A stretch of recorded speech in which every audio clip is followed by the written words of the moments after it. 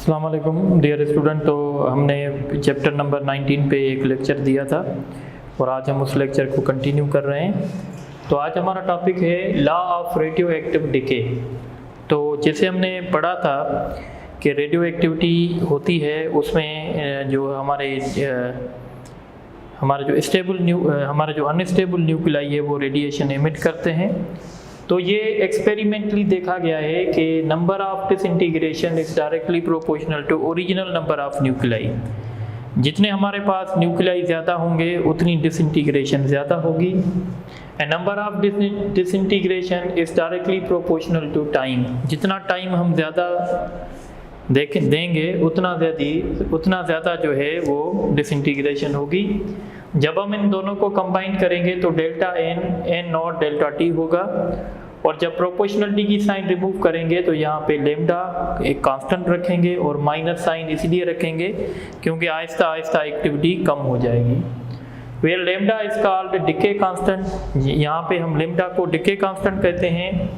And it's depends upon the nature of material. ये nature of material पे depend करेगा, यानी ये हर मटीरियल के लिए मुख्तलिफ होगा। And independent of the other factors, और दूसरे फैक्टर पे ये डिपेंड नहीं करेगा। दूसरे factor just like temperature, pressure, इन पे ये डिपेंड नहीं करेगा। अब हम समझेंगे एक्टिविटी। एक्टिविटी क्या होती है? नंबर ऑफ डिसइंटीग्रेशन पर सेकंड इज कॉल्ड एक्टिविटी। यानी एक सेकंड में कितनी डिसइंटीग्रेशन हो रही है, एक सेकंड में कितने न्यूक्लियाई डिके हो रहे हैं, इसको कहते हैं एक्टिविटी। एक्टिविटी का फार्मूला होता है A is equal to lambda N not, और लेमडा जो है ये डिके कांस्टेंट है। देखें, अगर लेमडा का वैल्यू ज़्यादा होगा इसका मतलब है एक्टिविटी फास्ट होगी, अगर लेमडा का वैल्यू कम होगा तो इसका मतलब है एक्टिविटी स्लो होगी। ये जो लेमडा है इसका वैल्यू, इसका यूनिट जो होता है वो पर सेकंड होता है। ठीक है। The SI unit of activity, activity का जो एसआई यूनिट होता है हम उसको बेक्यूअल कहते हैं, या उसका दूसरा यूनिट क्यूराई भी हो सकता है। ठीक है। The activity is not constant. देखें, एक्टिविटी जो होती है वो शुरुआत में ज़्यादा होती है पर ये आहिस्ता आहिस्ता एक्सपोनेंशियली कम हो जाती है। इसलिए हम कहते हैं कि एक्टिविटी, ये आप अगर समझें ये टाइम है और ये एक्टिविटी है, तो एक्टिविटी आहिस्ता आहिस्ता जो है वो कम होती जाती है एक्सपोनेंशियली। तो हम कहते हैं the activity is not constant but decays exponentially. और एक्टिविटी फाइंड करने का फार्मूला भी है A is equal to A not e power minus lambda T. ये जो E लग रहा है इसका मतलब है कि ये एक्सपोनेंशियली डिक्रीज होगा, यानी शुरुआत में एक्टिविटी ज़्यादा होगी और बाद में एक्टिविटी आहिस्ता आहिस्ता स्लो हो जाएगी। ये इसलिए होता है क्योंकि शुरुआत में हमारे पास नंबर ऑफ न्यूक्लियाई ज़्यादा होते हैं पर Aahista Aahista number of nuclei कम होते जाते हैं। उसके बाद एक इम्पॉर्टेंट टर्म है जिसको हम कहते हैं half life time. Half life time क्या होता है? The time during which radio active material decays to half of its initial number of nuclei. यानी वो टाइम जिस टाइम के दौरान न्यूक्लियाई जो है वो हाफ ऑफ अमाउंट तक डिके हो जाए। सपोज करें अगर एक रेडियो एक्टिव मटीरियल है उसके हमारे पास 100 ग्राम्स हैं। ठीक है। शुरुआत में रेडियो एक्टिव मटीरियल हमारे पास 100 ग्राम है, पर अगर हम 1 घंटे के बाद देख रहे हैं वो 50 ग्राम बाकी है, तो इसका मतलब है 1 आवर जो है वो उसका हाफ लाइफ है। यानी हाफ लाइफ टाइम वो टाइम होता है जिसमें वो आधा डिके हो जाता है। तो the time during which radio active material decayed to half of its initial number of nuclei is known as the half life time. देखें, हाफ लाइफ टाइम में और डिके कांस्टेंट के बीच में रिलेशन है कि half life time is equal to 0.693 divided by decay constant. ये formula आपसे पूछ सकते हैं। अब एक बात याद रखिएगा, जितना डिके कांस्टेंट का वैल्यू ज़्यादा होगा उतनी एक्टिविटी फास्ट होगी और उतना हाफ लाइफ टाइम कम होगा। डिके कांस्टेंट ज़्यादा होगा तो हाफ लाइफ टाइम कम होगा। इसलिए मैंने लिखा है greater the half life time low will be the decay constant. अगर हाफ लाइफ टाइम बड़ा है तो डिके कांस्टेंट कम होगा, अगर डिके कांस्टेंट बड़ा है तो हाफ लाइफ टाइम जो है कम होगा।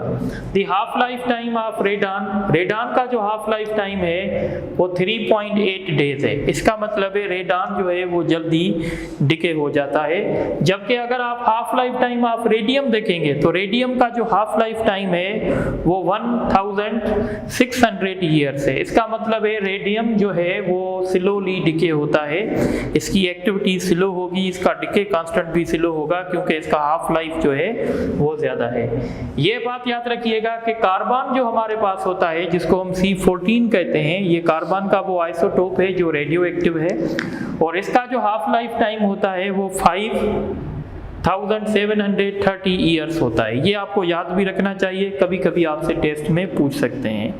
अब ये जो टॉपिक हमने डिस्कस किए हैं इन पे कुछ हम MCQs करेंगे, तो यहाँ फोकस करें। MCQ से the decay constant is independent of, तो जो डिके कांस्टेंट होता है वो टेम्परेचर पे भी डिपेंड नहीं करता, प्रेशर पे भी डिपेंड नहीं करता, पर वो नेचर ऑफ सब्सटेंस पे डिपेंड करता है। इसलिए हम कहेंगे A और B इन दोनों पे ये डिपेंड नहीं करेगा। फिर दूसरा क्वेश्चन है the half life time of radio active substance is 5 days. एक रेडियो एक्टिव सब्सटेंस है जिसका हाफ लाइफ टाइम 5 डेज है। इन हाउ मेनी डेज, कितने दिन में it will decay to its 25%। देखें अब आप ऐसे करेंगे, देखें शुरुआत में ये 100% होगा जब इसको एक हाफ लाइफ गुजरेगी। एक हाफ लाइफ मतलब इसको जब 5 डेज गुजरेंगे, एक हाफ लाइफ गुजरेगी तो बाकी ये क्या बचेगा, तो बाकी ये बचेगा 50%, क्योंकि 50 तक डिके हो जाएगा। जब एक दूसरी हाफ साइकिल गुजरेगी, यानी जब 10 दिन होंगे तो इसकी दूसरी हाफ लाइफ आएगी और ये बचेगा बाकी 25%।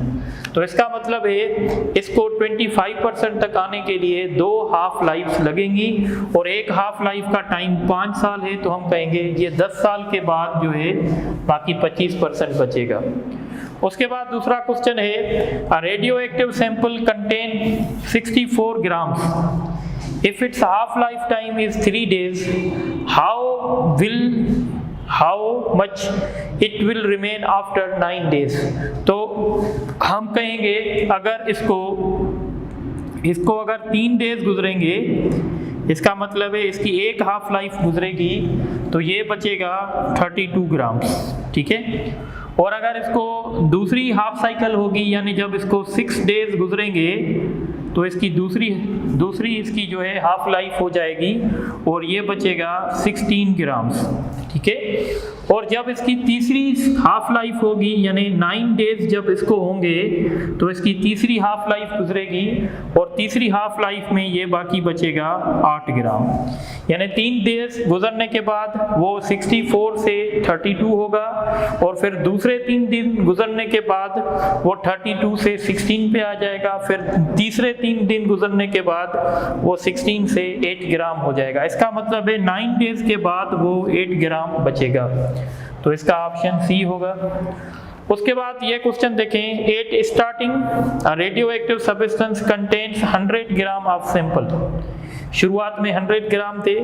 इफ 16 डेज आफ्टर, 16 दिन के बाद it left only 25 grams, find its half life time. तो बहुत आसान है। अब आप देखें शुरुआत में ये 100 था, ठीक है। जब ये शुरुआत में 100 है और जब इसकी एक हाफ लाइफ गुजरेगी तो ये होंगे 50 ग्राम। जब इसकी दूसरी हाफ लाइफ गुजरेगी तो ये होंगे 25 ग्राम।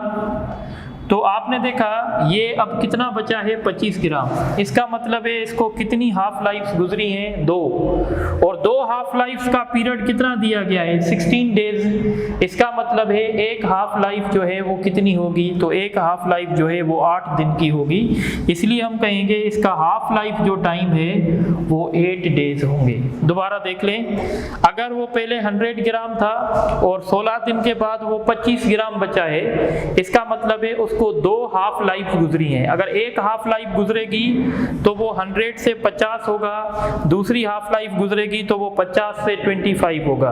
अब ये जो 2 हाफ लाइफ गुजरी हैं इनकी ड्यूरेशन 16 डेज रही है। इसका मतलब है इसका हाफ लाइफ जो है वो 8 डेज है, इसलिए इसका ऑप्शन सी होगा।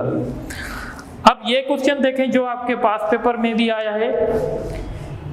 The C14 to C12 ratio in certain piece of wood is 25% less than that of atmosphere. देखें, हम C14 की मदद से किसी भी स्पेसिमेन की एज कंफर्म करते हैं। तो होता क्या है कि शुरुआत में जब शुरुआत होती है तो जितना रेशो C14 का होता है उतना ही रेशो C12 का होता है, पर जैसे ही डेज गुजरते जाते हैं तो C14 का अमाउंट कम होता जाता है और C12 का अमाउंट तो सेम रहता है, क्योंकि C14 जो है वो एक रेडियो एक्टिव है, वो कम डिके होता जाता है। तो ये कह रहा है the C14 to C12 ratio in certain piece of wood is 25% less than that of atmosphere। देखें, ये रेशो जो है वो 25% लेस है, यानी इसका मतलब है कि आपका जो C14 है वो आधा अभी तक डिके नहीं हुआ है। 25% लेस है, मतलब ये 50% भी नहीं हुआ है। तो इसका मतलब ये हुआ है, इसका मतलब हम ये समझेंगे कि C14 की जो है उसको एक हाफ लाइफ नहीं हुई है। अगर उसको एक हाफ लाइफ होती ना तो रेशो बन जाता 1/2। जब रेशो 1/2 बन जाता तो हम इसको कहते हैं 50% कम हो गया है, पर ये कह रहा है कि सिर्फ 25% कम हुआ है। इसका मतलब है कि इसको एक हाफ लाइफ नहीं गुजरी है। जब इसको एक हाफ लाइफ नहीं गुजरी है तो इसका मतलब है इसकी एज जो होगी वो 5730 जो ईयर्स हैं उससे कम होगी। तो इसका ऑप्शन होगा लेस देन 5730 ईयर्स, इसका ऑप्शन बी होगा। तो आप ये नोट करें तो फिर आगे डिस्कस करें।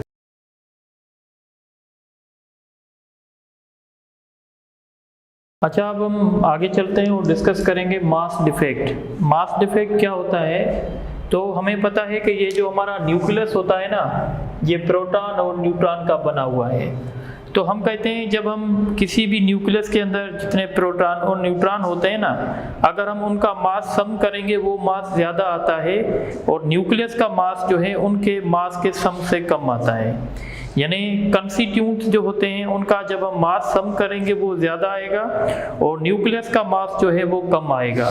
तो इस डिफरेंस को हम कहते हैं mass defect. So the mass of nucleus is always less than the sum of masses of its constituent. This difference is called the mass defect. और मास डिफेक्ट हम कैसे निकालेंगे? तो हम क्या करेंगे, सबसे पहले जो न्यूक्लियस के जो कंस्टिट्यूंट हैं उनका मास सम करेंगे। तो न्यूक्लियस के अंदर प्रोटॉन होते हैं और एक न्यूक्लियस के अंदर कितने प्रोटॉन्स होंगे तो वो हमें Z से पता चलेगा। तो Z नंबर ऑफ प्रोटॉन्स होते हैं, तो हम जब मास ऑफ प्रोटॉन मल्टीप्लाई करेंगे तो ये टोटल प्रोटॉन्स का मास होगा। और एक न्यूक्लियस में न्यूट्रॉन्स कितने होते हैं, A-Z, यहाँ से न्यूट्रॉन्स का मास मिलेगा। ये दोनों मासेस सम करके फिर हम इसमें से न्यूक्लियस का मास निकालेंगे, तो यहाँ से जो वैल्यू आएगा हम उसको मास डिफेक्ट कहते हैं। तो मास डिफेक्ट क्यों होता है? तो हम कहते हैं कि जब न्यूक्लियस मिलके न्यूक्लियस बनाते हैं तो उस टाइम एक एनर्जी रिलीज होती है, और वो जो एनर्जी रिलीज होती है वो एक्चुअली कहाँ से आती है? तो हम कहते हैं, जैसे आपने अभी देखा, अभी सुना कि भाई न्यूक्लियस का मास जो होता है वो कम होता है, उनके कंस्टिट्यूंट का मास ज़्यादा होता है। तो हम कहते हैं वो मास कहाँ चला गया? तो वो mass according to equation E equal to delta mc², वो मास जो है एनर्जी में कन्वर्ट हो गया है। तो जब भी न्यूक्लियस मिलके न्यूक्लियस बनाएंगे तो उस दौरान कुछ एनर्जी रिलीज होती है और उस एनर्जी को हम कहते हैं बाइंडिंग एनर्जी। और ये एक फैक्ट है कि जितनी एनर्जी रिलीज हुई है उतनी एनर्जी हमें रिक्वायर्ड है न्यूक्लियस को ब्रेक करने के लिए। तो हम कहते हैं the amount of energy required to break a nucleus, या हम ऐसे भी कह सकते हैं the amount of energy release when nucleon form a nucleus. जब न्यूक्लियन मिलके न्यूक्लियस बना रहे थे उस टाइम जो एनर्जी रिलीज हुई है उसको भी हम बाइंडिंग एनर्जी कह सकते हैं। बाइंडिंग एनर्जी कैसे फाइंड करेंगे? A equal to delta mc²। ये डेल्टा m जो है वो मास डिफेक्ट है। पहले हम मास डिफेक्ट कैलकुलेट करेंगे, फिर उसको c² से मल्टीप्लाई करेंगे। या एक हमारे पास रूल है, ये जो मास डिफेक्ट है ये हमेशा AMU में दिया जाता है। तो हम क्या करेंगे, 931.5 931.5 से हम क्या मल्टीप्लाई करेंगे, मास डिफेक्ट। जितना भी मास डिफेक्ट होगा वो हम 931.5 से मल्टीप्लाई करेंगे तो हमें binding energy mega electron volt में मिल जाएगी, क्योंकि 1 AMU से जो एनर्जी मिलती है वो 931.5 मेगा इलेक्ट्रॉन वोल्ट होती है। अच्छा, अब हम डिस्कस करेंगे पैकिंग एनर्जी। तो पैकिंग एनर्जी क्या होती है, द बाइंडिंग एनर्जी पर nucleon is called the packing energy. यानी सपोज करें जैसे हमारे पास ड्यूट्रम है, ड्यूट्रम की जो बाइंडिंग एनर्जी है वो 2.2 है, 2.2 मेगा इलेक्ट्रॉन वोल्ट है। अब हम इसकी पैकिंग एनर्जी निकालना चाहते हैं, तो पैकिंग एनर्जी कैसे मिलेगी, जितनी भी बाइंडिंग एनर्जी है इसको हम नंबर ऑफ न्यूक्लियॉन से डिवाइड करेंगे। तो नंबर ऑफ न्यूक्लियॉन्स 2 हैं तो हम कहेंगे 1.1 होगा। तो ये जो पैकिंग एनर्जी है ये क्या है, द बाइंडिंग एनर्जी पर nucleon is called the packing energy. जितनी पैकिंग एनर्जी ज़्यादा होगी ना उतना ज़्यादा हमारा न्यूक्लियस स्टेबल होगा। अगर पैकिंग एनर्जी कम होगी तो न्यूक्लियस स्टेबल हमारा कम होगा। Packing energy is greater for iron. सबसे जो न्यूक्लियस स्टेबल है ना वो आयरन का है। आयरन की पैकिंग एनर्जी सबसे ज़्यादा है, आई थिंक 8.8 है, और उसके बाद फिर कोबाल्ट की है, फिर निकल की है। ये 3 न्यूक्लियस ऐसे हैं जो पूरी पीरियोडिक टेबल में स्टेबल होते हैं। Packing energy of neutron is 1.1 mega electron volt, ये आपको याद रखना चाहिए। अब हम बात करते हैं क्यू एनर्जी ऑफ रिएक्शन। देखें, जब कोई भी न्यूक्लियर रिएक्शन होता है तो या तो हमें एनर्जी देनी पड़ती है या तो हमें एनर्जी मिलती है।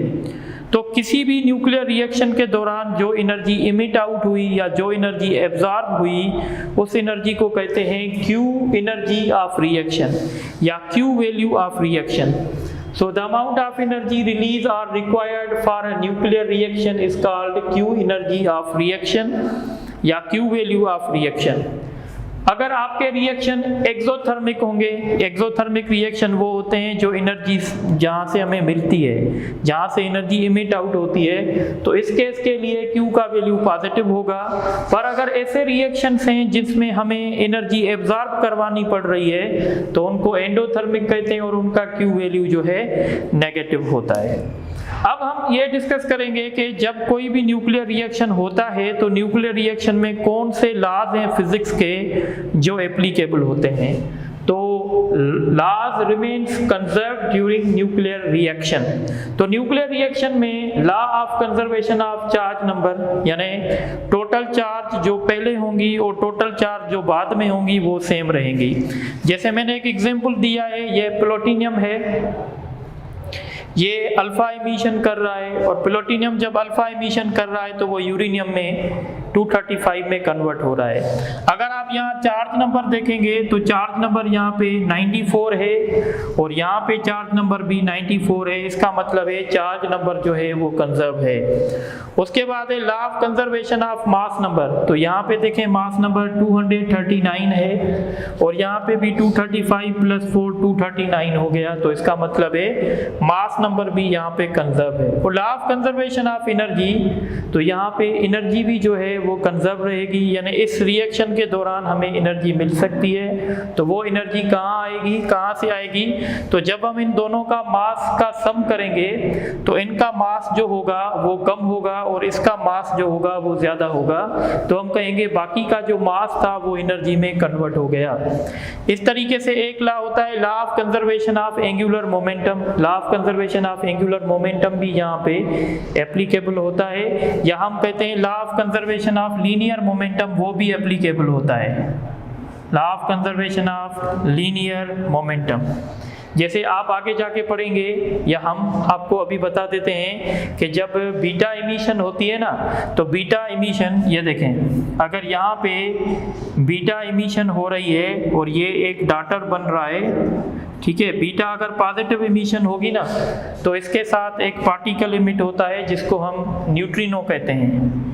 न्यूट्रिनो एक वो पार्टिकल होता है जिसका मास निग्लिजिबल होता है और ये तकरीबन स्पीड ऑफ लाइट से मूव करता है। ये पार्टिकल जो मिसिंग एनर्जी होती है या जो मिसिंग मोमेंटम होता है उसकी रिक्वायरमेंट को कंप्लीट करता है, यानी मोमेंटम को कंजर्व करने के लिए ये पार्टिकल जो है वो इमिट आउट होता है। इस तरीके से जब बीटा नेगेटिव इमिशन होती है।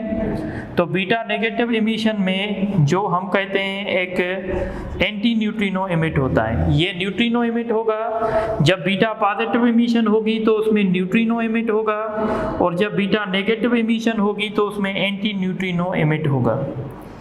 ठीक है, हर पार्टिकल का एंटी पार्टिकल होता है, जैसे इलेक्ट्रॉन का एंटी पार्टिकल पॉजिट्रॉन है, ऐसे न्यूट्रिनो का एंटी पार्टिकल जो है वो एंटी न्यूट्रिनो होता है। तो आज के लेक्चर में आप ये नोट कर लें, बाकी इस चैप्टर पे हम एक लेक्चर देंगे जिसमें हम आपसे डिस्कस करेंगे न्यूक्लियर फ्यूजन, न्यूक्लियर फिशन और न्यूक्लियर रिएक्टर्स। तो इंशाल्लाह हम ये नेक्स्ट लेक्चर में डिस्कस करेंगे। Thank you very much.